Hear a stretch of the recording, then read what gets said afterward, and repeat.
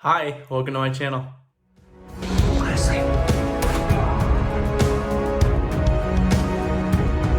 Hey, Uncle Kenny! Football! Hey, yeah! If you're new here, my name is Cedric. I'm an actor, a filmmaker, a screenwriter, a YouTube reactor, and it's time. I have gotten your DMs, I've gotten your tweets, I've gotten your messages, I've gotten your comments, I've gotten all the things, and I am excited. I just didn't have time this weekend, but it's a Monday, and I'm here, and I'm gonna watch Dimash's The Story of One Sky. I don't know anything about this except that I guess he's been working on it for a really long time, and that's pretty much it. I think he wrote the song. I'm like 100% sure he wrote the song. I don't know how much of an input he had on the visuals. I assume it's a lot because I think he normally has an enormous amount of input, and I don't see why this would be any different. I, of course, want to say thank you to my patrons on Patreon. Thank you so much for your support. Thank you for making it possible for me to keep this channel going and to shoot my auditions and write my screenplays, and of course for suggesting this video, which so many of you did. And with my recent another round of medical issues, thank you so much for your continued support. That was a frustrating week, and I'm mostly clear of it and out of it, but just thank you for that support. So I don't know what else to say other than let's go ahead and dive in. This is Dimash, The Story of One Sky. Hi, before this reaction starts, I just want you to know that I have had serious struggles getting it through copyright. I've had to make changes. I flipped the video. I put bars over it. Again, there's always a link to the video without those changes in the description of my video. I can't do anything about this. I'm sorry. I know it's annoying. I don't like it either, but they have every right to strike the video and to block it, and that's what they've been doing. And so I'm trying to work with them to make this happen. I feel like I've contributed a lot to this to be able to get past the blocks, but you know, that's not really up to me. So I'm trying to play the game by their rules as I should, and as is their right. So apologies again in advance for those changes, for the interruptions, especially toward the end of the video. I had to cut in some stuff that I hope maybe enhances the experience for you a little bit, but again, just got to do what we got to do. So apologies for the changes. I hope it's not too much for you to not be able to enjoy this, because I love this video, and obviously you do too if you're watching this. So without any further ado, let's jump in. Dimash, The Story of One Sky.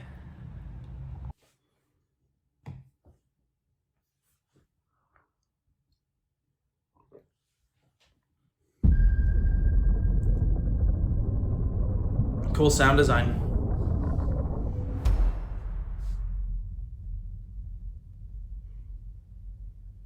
Way to set the stage.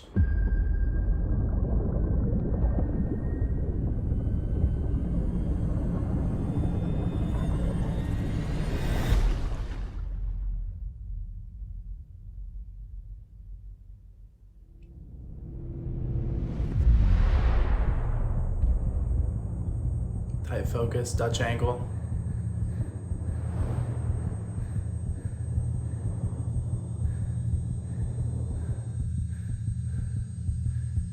The heartbeat coming up in the sound mix.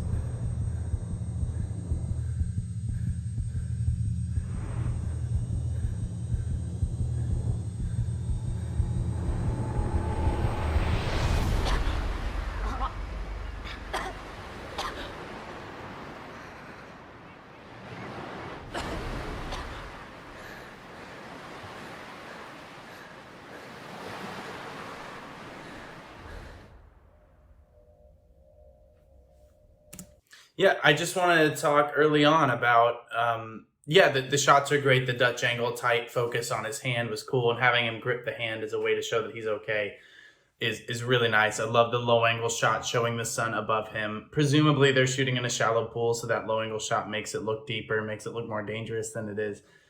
That's just a logistical note. But the thing that I find most interesting about this opening, a minute and 23 seconds in, is what does the focus really come in on is breath and breathing, and how central breath is to life.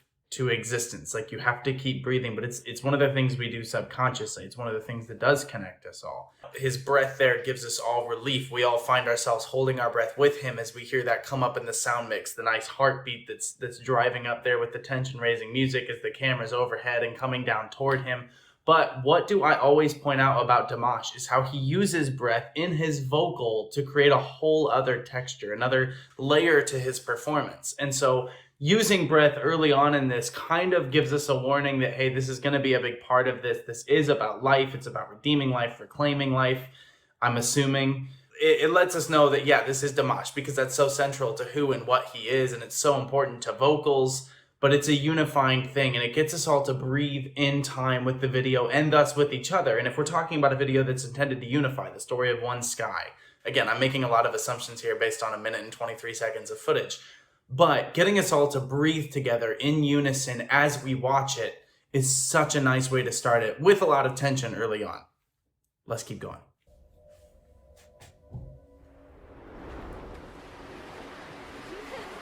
Nice shoulder mount camera.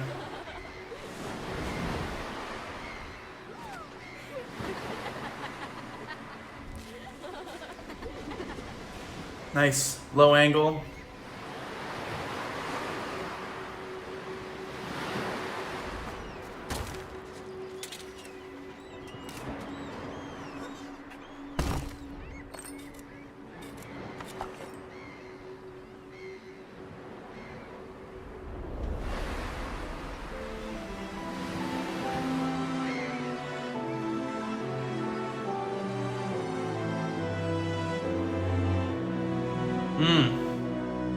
That's beautiful. Can't believe what's happening at all.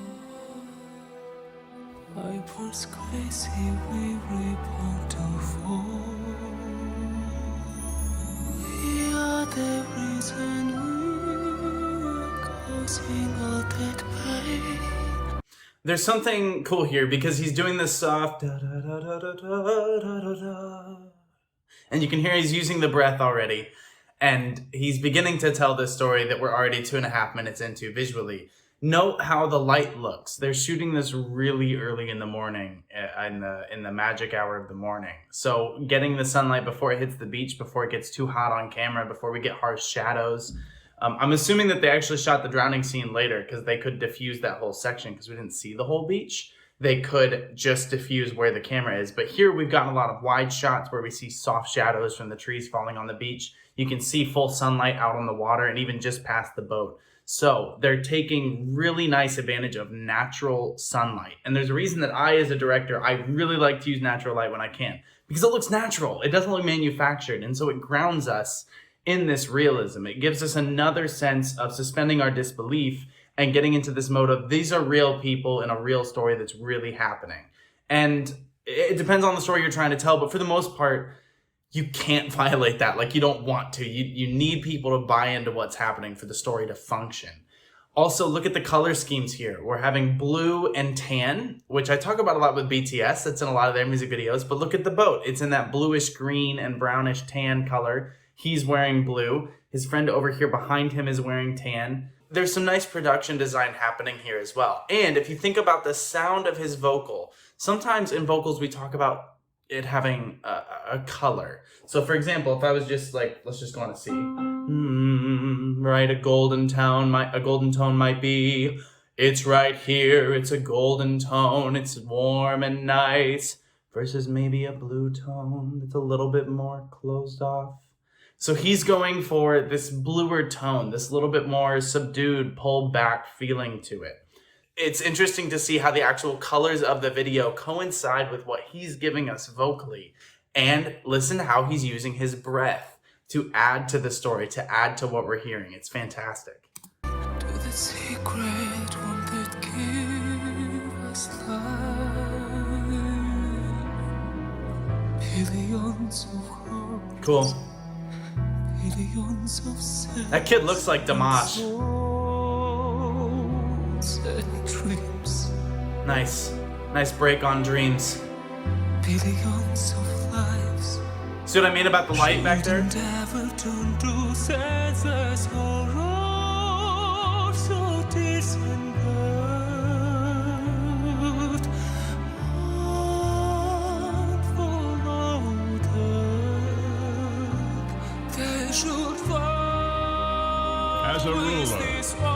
task is to keep order and protect my country. But I don't deprive you of your freedom. The world is open for me, and I want to give it to you.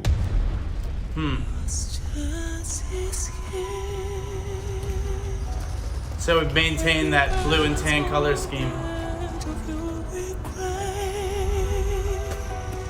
Fascinating, fascinating transition there. Way to take that. And now it's the symbol on the sleeve, which is powerful. We talk about film being a visual medium, and this really is a little movie. It's a literal short film.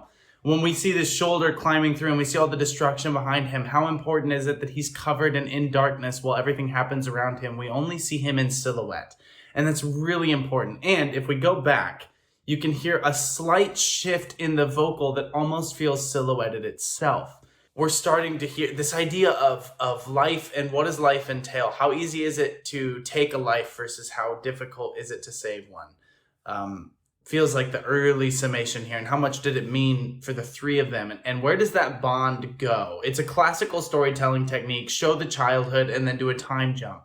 What did those kids that we've already now fallen in love with, because we've seen their bond, because we've seen how close they are in this moment that they had together, how does that play out now, 30, 40 years down the road? It's a compelling question. It's an interesting question. And I like that that's the direction that they're going. And the music is so good. The orchestration is so good. I don't know how much he handled. I assume he did the full orchestration because we know Dimash. We know what he studies. We know how he's approaching things now. But it's super impressive. I also know they said it earlier, but I wasn't really paying attention because they always say who did it. So, sorry. Of your freedom. Feel the more power there? The world is open for me, and I want to give it to you.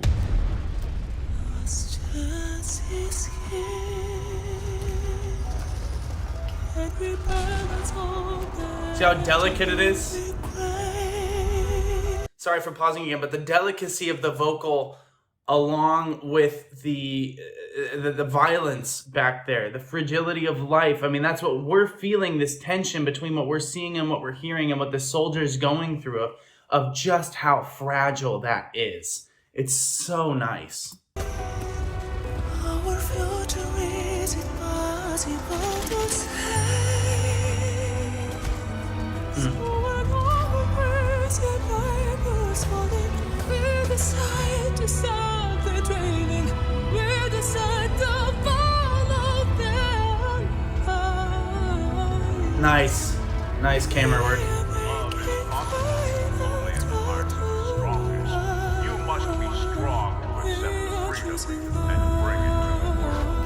United, we will enter every city, every house. We will lead. Oh, that is gun jam. Ready to start a new life. Anyone who resists will not find a place next to us. Okay, we're gonna go back. I was not expecting that explosion. Sorry. The slight lift up vocally as he's suffering now from being shot, but also the anguish of having killed someone and the guy's gun jammed. So it's, at least it looked like the guy's gun jammed or he was reloading or whatever. But this idea that Dimash lived through that because of luck, because of timing, because in another breath it might have been different. And this idea of breath coming back. And now we've got this trill kind of going up in the vocal. If you listen to it while he's suffering, it also kind of sounds like a prayer. Anyone who resists will not find a place next to us. A prayer of thankfulness, of safety, of gratefulness. But there's a sad tinge to it. It's not, oh wow, it's still sad. There's a sense of mourning for it as well, which is just, I'm fascinated by this. I'm fascinated. Ready to start a new life. Anyone who resists will not find a place next to us. War is the way to unite people. Learn to share again. Learn to share again their love, not share. To leap again. We have passed the moment of immension. Wanting the peace to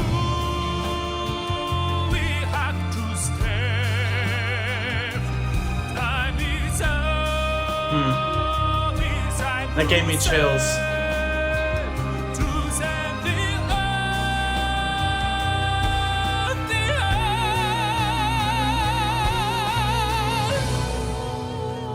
Did you notice behind him there when he was sitting there, the windows with the way they were blown out, it almost looked like stained glass. It had this very sacred religious connotation with him holding out this symbol that he has, almost like pick a religious symbol, right? So he's holding it out in front of him, and they're connected by this. All three of them at such different points in life, and I got chills when she held out hers because I didn't realize who that was at first.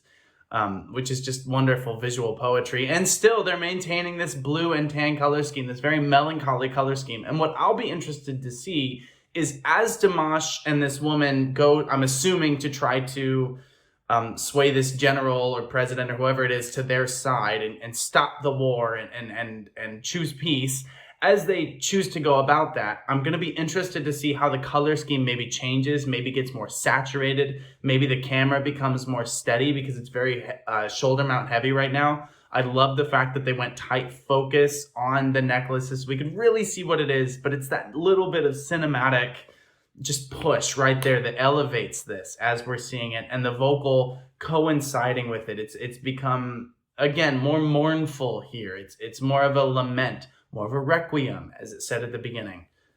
Gorgeous work.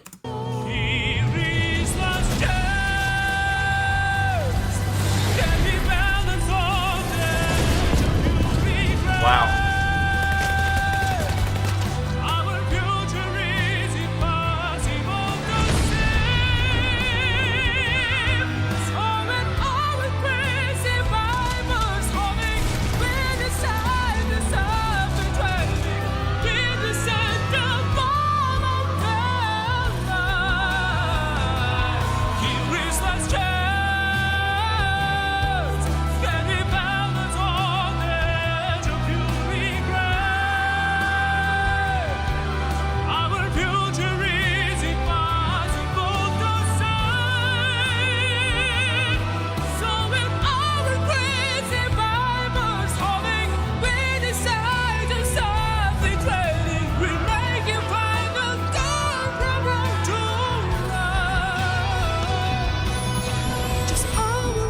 Now, did you notice, because I just heard right as I paused, he was going a little bit lighter.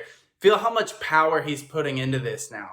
Now it's starting to take on a slightly more golden tone to it. It's a little bit more of a full sound because everything's ramping up. The intensity's ramping up, and so is he. But we're still not getting to this point of intense... sometimes with him you can hear this intense excitement or anger or whatever. This is pleading. And theoretically, it's pleading to this general character. It's pleading to the people around him to please rise up and choose peace. But at the same time, he's pleading to us as viewers, isn't he? He's pleading to us. He's saying, please stop the war. And as someone that lives in the United States, I think that this is a message that needs to be pushed because we have been at war my entire lifetime. Oops, sorry. We have been at war my entire life. And so... like, this is resonating with me. This, like, and I mean, look around at the world right now. Like, there's so much violence happening, and I think for me, it's easy for me to think that what I sometimes joke, like, oh, I play dress up for a living. I write words for a living. I make little pictures for a living. But it is so important to use voices to distract. Like when I did Pippin, it's a comedy. It's there to distract and kind of make you laugh for a few hours. While still holding some truths. But then to do things like this, of really using art and using a voice to plead with the world, and maybe a lot of people watch it, maybe a lot of people don't, but whoever sees it may be moved. And that is worth it, isn't it? So I think this is so powerful. I think it's so powerful. Also, the camera is becoming more steady as we're going through this, as this passion is picked up. Now that he's gone a little bit more light with the vocal, I'll be intrigued to see if it pulls back to being that shoulder mount. During all these soldiers coming in, we've had some really nice tracking backwards shots with all these doors and windows with light coming in. It just helps everything feel grander. It's on a little bit of a wider angle lens, not so much that it's fishbowling the vision that we're seeing. It helps us just track movement as we're going. And how much of the plot of this video has still been thriving on luck.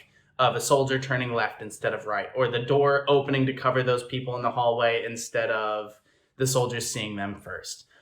I think that that's a point of it too, is how much of how your life goes is just luck on where you were born, on, taking a right turn instead of a left. Again, I reference this in a few videos, but Everything Everywhere All at Once, the new movie, is all about the choices that you've made in life and where that's led you. And I think that that's really compelling, but I have no doubt that Dimash is also thinking, as he wrote this, about all the choices he's made in life and the choices that he couldn't make, his luck on where he was born or where he ended up or who his parents were or who was around him or what have you. We have what happens to us, and then we have our response to that. As many of you know, I'm a cancer survivor, and that was unlucky for me to have. My choice became how I kind of responded to that and coped with it. So I didn't have a choice in whether or not I had it. I only had a choice in my response to it. And unfortunately for a lot of people in the world, that's their place being at war, their country being at war, families being ripped from them, being sent to fight in a war of which you have no real hand and no real reason to be there. And so I think just the study of the human condition through violence, through choices, through luck is kind of haunting so far. But because of who is doing this, I don't think it's going to end on a haunting note. I think it's going to end on a note of compassion and hope. We'll see. Nice. It's not what I was expecting. Oh no. Oh, please tell me he didn't.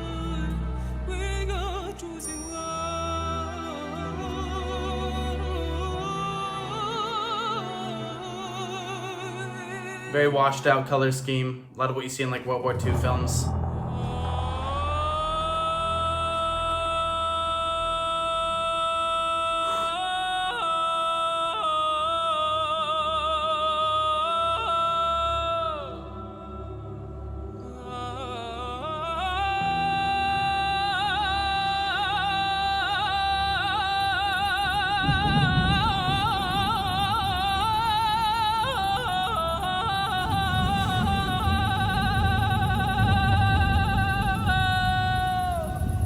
Look at how the way his performance here, this is wonderful acting. This is wonderful acting. So much of what Dimash does on stage is big and it works for stage and he's performing for large crowds. But sometimes it's so nice to see him embrace subtlety in his on-camera, like film acting. Like his breathing here, the way he's kind of shuddering in this state of being in shock, how it reinforces the vocal that's underlying this. That is so, so good. But also having this very kind of holy sound that's coming out, this full arching sound to where I kept going like, oh, where's he taking this? Like it gave me chills all over without him saying a word. Now we're really in this sense of a prayer, of a lamenting wail, of this screaming for mercy and for peace.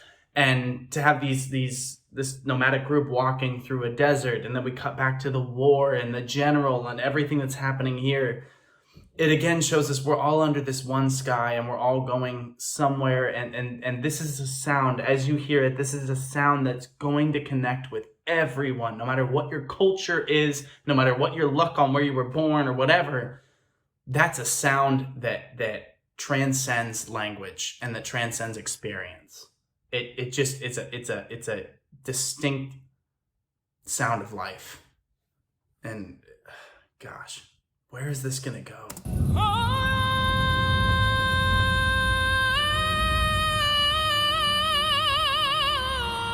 Cool shot. Walking uphill.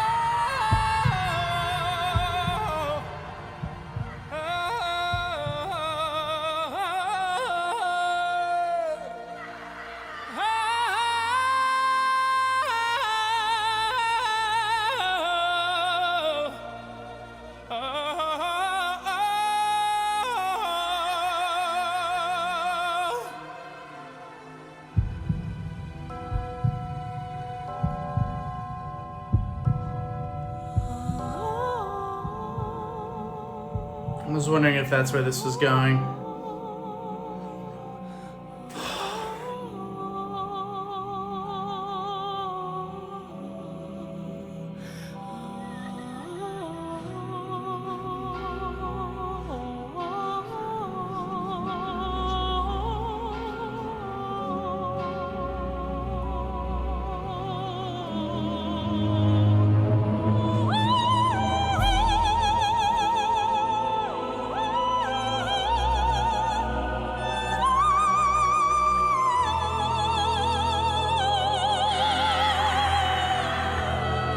I want to take this back to right before the high vocal started. Going into slow motion camera work here not only allows us to focus on the presence of the vocal, on the emotion of the vocal, the underlying text of the vocal, which again isn't even words at this point, but they're saying a lot for not saying anything. And going into slow motion allows us to hear that, but also because it's so fluid and everything is connecting, it allows that to connect visually because it's slow motion. Almost what we're hearing feels like it's in slow motion. And the performance there of him holding the little girl who maybe is his daughter, I guess is an interpretation of that. If not, it's at least the daughter of someone he loved and a girl that he loved. If not his own daughter, then someone that was like a daughter. And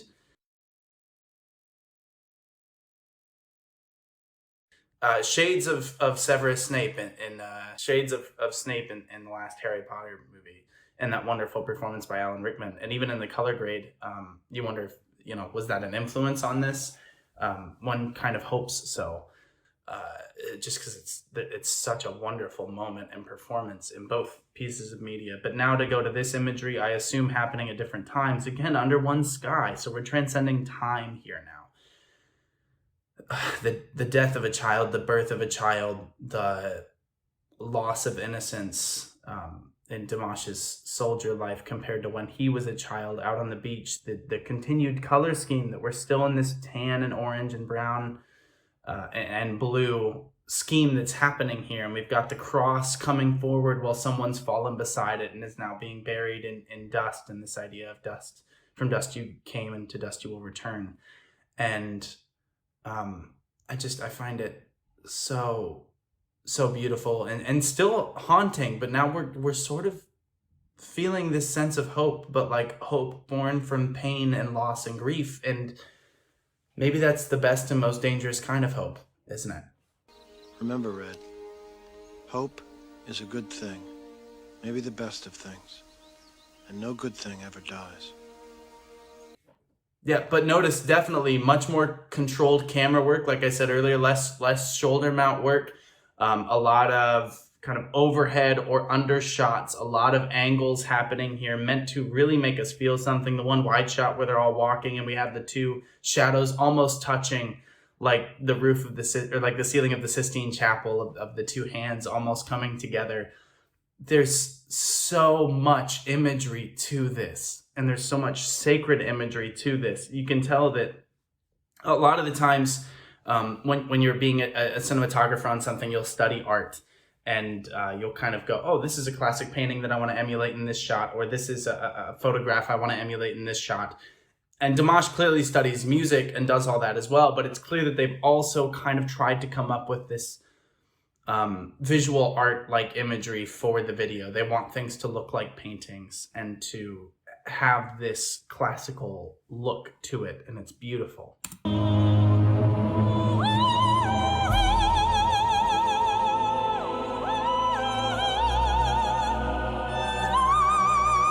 What's the shot I was talking about?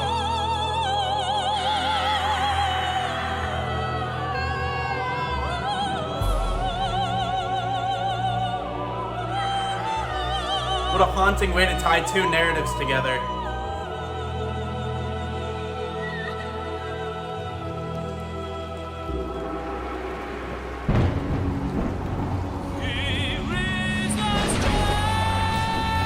Listen to that tone now.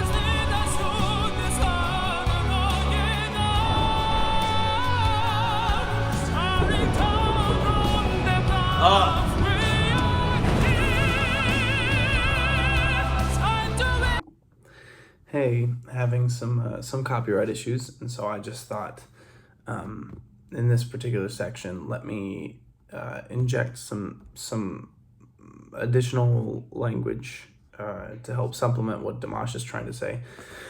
So I've got the collected works of Robert Frost, and this is from my favorite of his collections. It was published in 1923 in his group, New Hampshire. It's very short, but I think it deals with some similar themes to what Dimash is talking about here. So this is called The Plowman. It's not very long, but this is also to help prevent copyright. So, The Plowman. A plow, they say, to plow the snow. They cannot mean to plant it, no.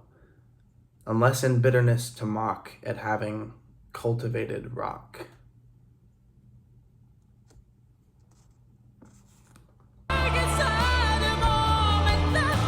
Fighting through the storm.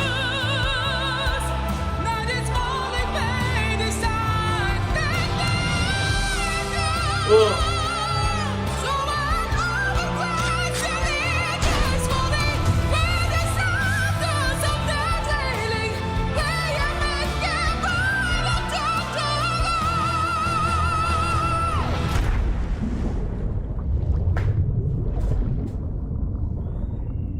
I just got full body chills.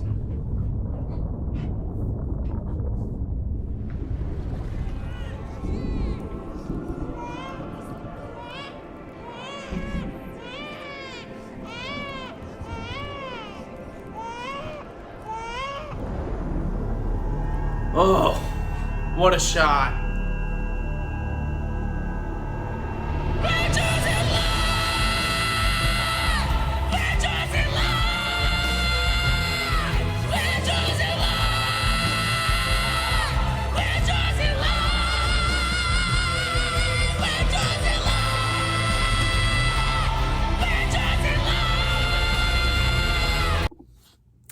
Still having copyright issues, so another quote here. This one is from Dante's Inferno, as translated by Robert Hollander and Jean Hollander. This is the 30th installment chapter of the Inferno, starting at line 133.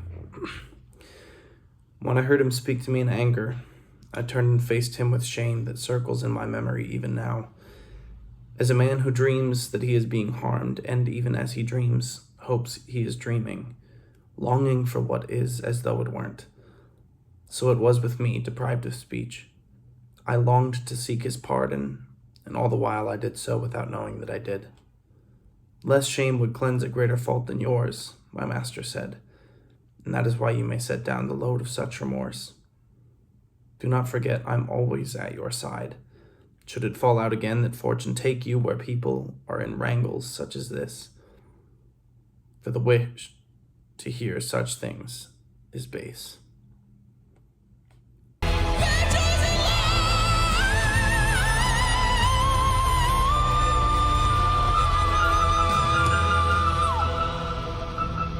It's a high E. Jeez.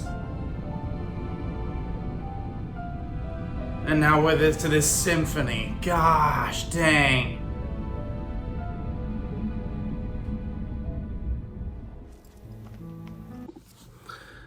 This should be the last pause, I hope. And I'm sorry that it's so close to the end. The automatic copyright's really fighting me on this video, and it's blocking it, so I can't post it at all. But man, the symbolism throughout this thing, and like his vocal technique there of we're choosing love, we're choosing love. Let's take that down the octave. We're choosing love. Adding that texture. We're choosing love. I don't even know how to add. We're choosing love. It's kind of that rock tone where you're closing it off and pushing it, you know, nasally, like what David Draymond from Disturbed would be able to do. But I think it's important to know that Dimash isn't ever going to do anything that's vocally unhealthy. So he's doing this healthy. It's not all that dissimilar to the technique that he was using earlier when he was doing some of those riffs in the section where there were no words and he was just singing. But the point of that texture is to underscore passion, but also anger and justice and frustration and regret. And so to be able to add that much texture and emotion to this, and then, you know, have the edit jump around as much as it is, with the camera moving as much as it is, and to take us back through all these memories as he's in this water, this symbol of rebirth, this almost baptismal feeling. It's almost like being back in the womb as the baby is born, and then he comes back as the savior here in a moment, which obviously I've seen by this point. I love how with his vocal approach, you can take any number of truths and understandings to that, and it's able to be defended by the screenplay that he's written and by the choices that they've made visually and as actors, and I think that's great.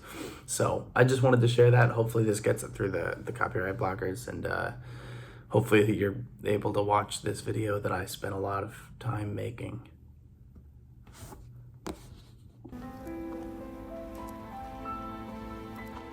And he's laid out like a cross over the light too. With the necklace.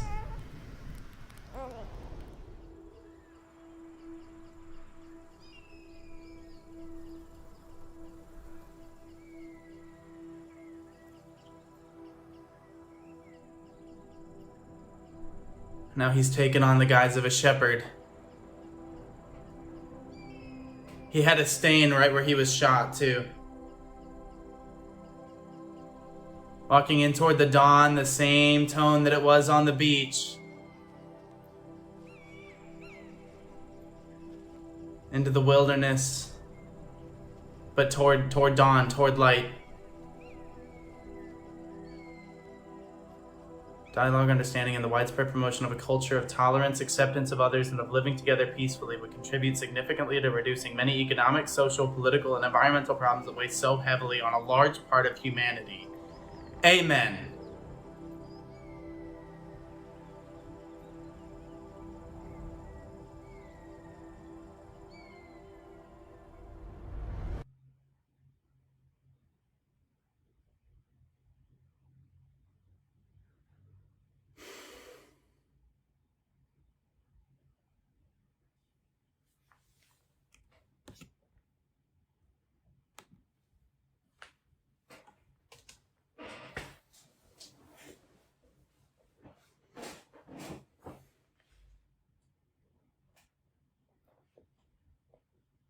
I don't know what to say.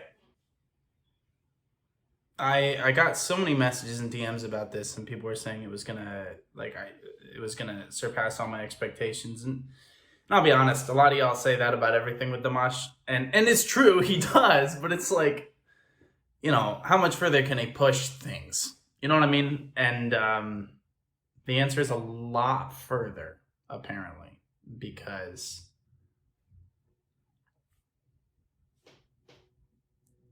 I don't even know like what to say about that other than it was absolutely incredible. You know, it was like the message of it. Obviously the vocal was incredible, and I hope he does a live performance so I can focus in on that. But the fact that he goes all the way up, I think that was his highest note. Of course, the flat version of that doesn't work. I don't think it was up there. I think it's just a high E. And I assume he was doing the low vocal, which was not on my keyboard here. But the fact that he can go that high in this like whistle tone, almost sounding full voice, all the way up to there, and make that the high point of this whole thing, where it's not the full voice where he was, yeah, a lot of it in this range and some down here, but he's high there at the end. I mean, he is pushing that sound out, and you can't help but connect with it. And the visuals were so good. The cinematographer should be given a nice hug. But just like the pure emotion of this and the visual storytelling and the way that they draw all three of those stories together, and the way that different choices lead us to different places, and that, you know, Dimash's killing of that general is not necessarily the right thing to do. It's just what he did. And like, I find that such a compelling narrative too, because he was still brought in there as the shepherd at the end. And like, I think it's going to take me a long time to figure out exactly what that means. And I think that that's like the best kind of art, is the one that makes you question and think about, like, what did that actually mean? And how does that apply to my life and to my art? Fantastic work with the color scheme. All the actors were really, really good. And the subtlety of the performances is to be praised. The general in particular really, really impressed me there at the end with showing fear, but, you know, being who his character is, like having this control, like not wanting to let any of the emotion shows, but this like love and fear and regret and pride and all of that stuff shining through. And Dimash really battling with what is the right thing to do here. Like, how do I approach this? Like, I came all this way. It reminded me a lot visually of the end of Pan's Labyrinth, with the rain and with kind of the barn door-esque type thing, and fascism, which continues, unfortunately, to permeate our international dialogue, doesn't it? And so this whole thing just functioning as a plea to choose peace and to choose love, but also saying, like, we can't hope our way out of every situation. Like, when there is something worth fighting against, like, one has to fight. And like, that gets into so many ethical and moral questions and quandaries about how we solve problems in our world. And I love that Dimash is engaging in that conversation and really wanting to have that dialogue without having to have all the answers. And I think people can learn from that. You don't have to have all the answers. You just have to want to be a part of the dialogue and to ask the question and then maybe listen to what the response is. I think he proposes some solutions in here, but I think he proposes a few different solutions and doesn't say any of them are right. And in the end, he literally says, like, tolerance and dialogue are what's key. And of course, tolerating something that is inherently intolerant is a whole other ethical question. But he's inviting us to ask that and to have that dialogue and to continue that dialogue. And I think that's what makes him so impressive, is he's not just the world's best vocalist. He's such a philosophical, engaged person who deeply, genuinely cares. And it's so impressive. So I have to get to a rehearsal for a movie that I'm shooting next month. So thank you so much for watching. I hope you enjoyed. I'm blown away by this. I can tell it's one of those things that I'll be thinking about for a very long time. I would put this right up there with Kairon as my favorite things I've seen from him. And that's notable considering what the subjects of those two things are. So thank you so much for watching. I hope you enjoyed. Please drink lots of water. Take care of yourselves. Get enough sleep. Fix your posture. And until next time, please be well. Oh, and Dimash, if you happen to watch this, thank you for this art. And thank you for using your voice to do what you're doing. It's beautiful. Thanks for watching.